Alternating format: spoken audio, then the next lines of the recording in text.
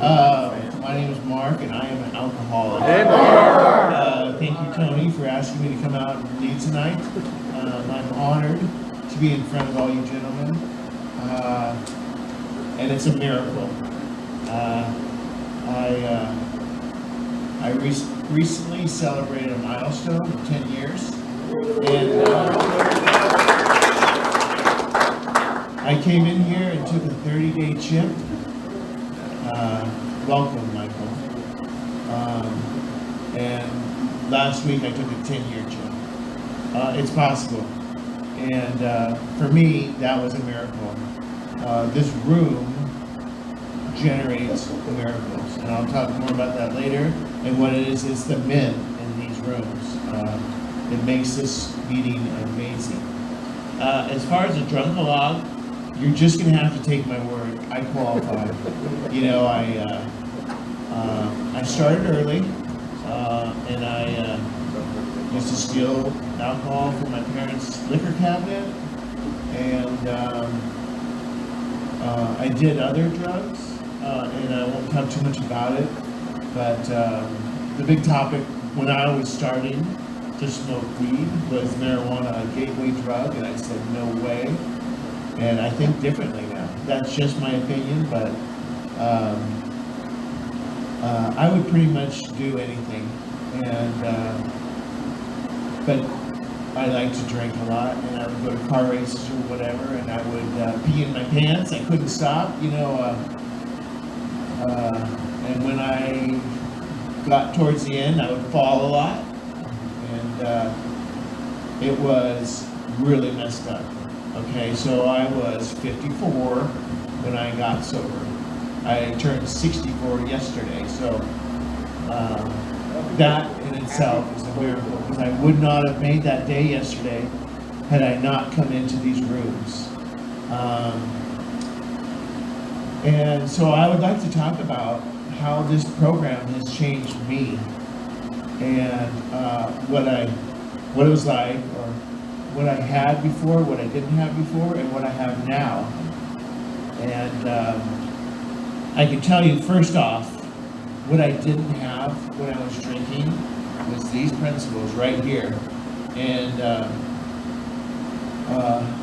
I used to drink and drive. Not proud of it, but I got my share of 502s. I used to worry about drinking and driving, but I still did it.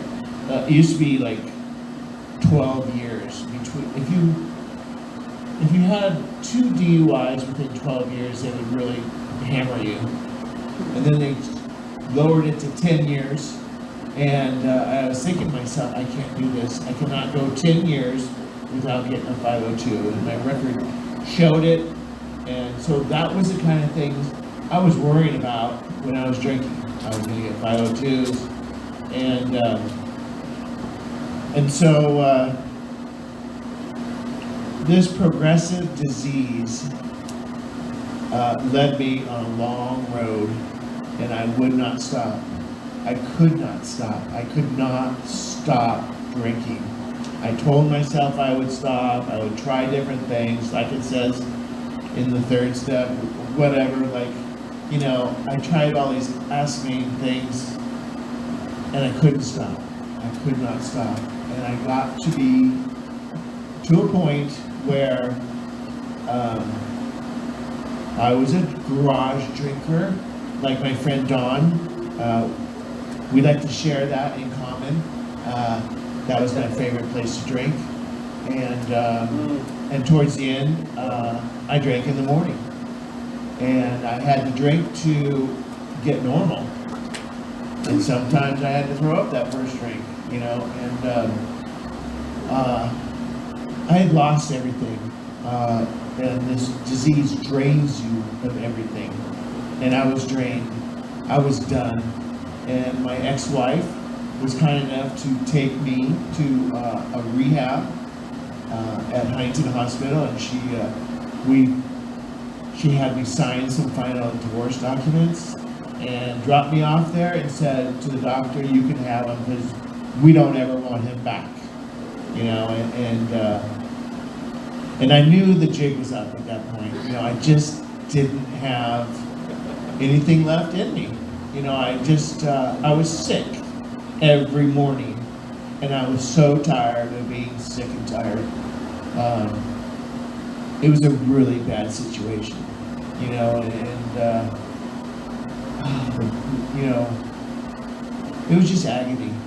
The hangovers were so brutal, and I don't know how I survived it, but I got into rehab.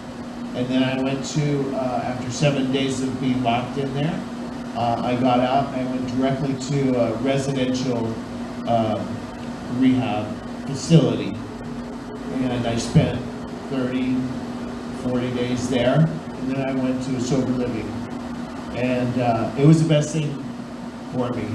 The rehab cleared, you know, like I finally ate something I didn't really eat before. I started to get better, and I was desperate, and I think that's the only thing I had going for me was I was so desperate I knew I had nothing else.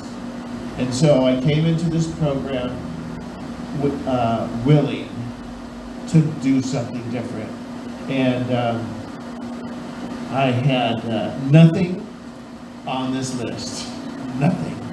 And so I started to learn certain things, like, oh God, I guess the first thing, I was so desperate, I prayed to God, you know, and I said, God, I cannot do this any longer, please help me. And I prayed and I prayed and I prayed, and you know what? All of a sudden, the cravings for alcohol were diminished, and then eventually they were gone. And for that, you know, I had tried so long by myself to stop drinking, and I couldn't. I could not stop on my own. It took something outside of me to get me to stop. And I feel it was my higher power, which I call God. And so I believe, period. It was a miracle. It's a gift. And I went with it. And I started to come clean with myself. And the first thing is like honesty. You know, I had to stop lying to myself, and I had to stop lying to you. You know, because first of all, I know now that all the men in this room are not going to buy my shit. You know, you just can't do it. And so I had to come clean with all of you. And I was a sick mess, and like I said, that rehab was the best thing that ever happened. The worst thing was going to sober living for another 30 or 45 days, which was absolute hell. It was the worst experience of my life. Like I said earlier, this other meeting, I was 54 and everybody else was 18. And it was brutal. It was really brutal. I don't have another, people say I don't have another recovery in me. I don't have another sober living in me. I could not do it ever. So much drama. It was the worst. So anyway, but it was actually, you know, I just wanted to get out of rehab. And everybody said, no, you need to stay. And I go, no, I need to leave. And I stayed. Well, they kind of forced me to stay, but you know, it paid off. It really paid off because I went to that 90 meetings in 90 days, and I started to do a few things. So what I did was I started to listen, and I shut up, you know, and I looked around. People were having fun. And so I just shut up and I started to listen. And I started to work on the principles. And I think that was the foundation of my program that really kicked into gear. It was really God and program and put together. I didn't have to worry about anything underneath because I knew if I didn't have those two things, nothing else mattered. And so off I went, you know, And I had 30 days, and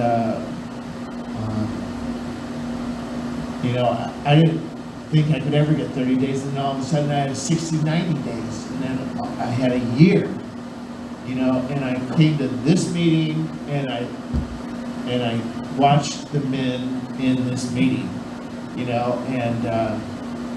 I was really squirrely. I was really squirrely for the first year, but I hung in there. I hung in there because I listened to people and their stories, and I didn't feel so much shame anymore because I knew that other people had done what I had done, and I started to feel a little better, and the fog started to clear, and then all of a sudden I had 2 years and 3 years, and all of a sudden I had 5 years,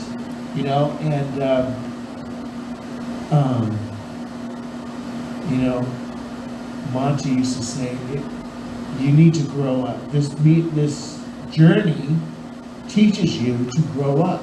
And it's crazy because I started to grow up, and good things happen when you behave yourself and when you grow up. And you start thinking like these principles in my life. You learn to work the principles in your life. And that's what I did. And it was a tough journey at first, but it got better. Everybody says it gets better. Wait for the miracle. I was waiting every day, and it comes slowly, and it hits you in the back of the head, and you're going, shit. I'm not worrying about things that I used to worry about.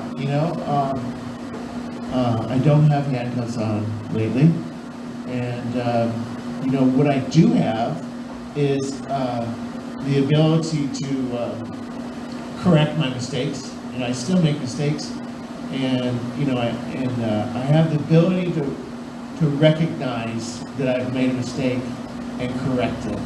I have the ability now to be a friend and to listen, and before, all I wanted to do is tell you how good I was, and I was pretty shitty, so I bragged or I lied. And so today I don't have to lie. I just have to be me, and this room really is like where I grew up, because it's the meat of this meeting is the men in it, and I'm so fortunate to be part of that, and to just reap the benefits of sobriety. And it got better, and it got better, and I can't tell you how good it is, how good it feels to wake up sober, not with a pounding headache, and then having a change of attitude. My attitude is so different now. I care about people, I care about the world, and I'm able to be a part of and be in the middle and try and do better than I did the day before. If I keep doing that, then it's all going to fall into place. And I went to another meeting the other night, and I saw men. They had their commitment reshuffle, and I saw men in this room taking commitments, and it just it really floored me to see these guys stepping up, like Jacob and Jim and Jason. He's not here, but Eric was the leader, and thank you, Tony. You don't get enough praise. You did a great job. You brought us some great. Those guys from the Thursday night meeting, they add a lot to this meeting. They call them the half measures, but they add a lot to this meeting, and it's given me a chance to learn, and I'm still learning, and and I'm so humbled. by just being your friend, you know, or I hope so, but, congratulations, Dave, and 9-month guy, and Michael, and all the new guys. You know, it's just look at me. It's possible. I was a complete mess. You know, it can be done one day at a time. You know, just one day at a time. It seems so simple, but it is. And so I'm going to wrap it up. And I would just like to say I love every single one of you. And thank you. And thanks for being a good listener.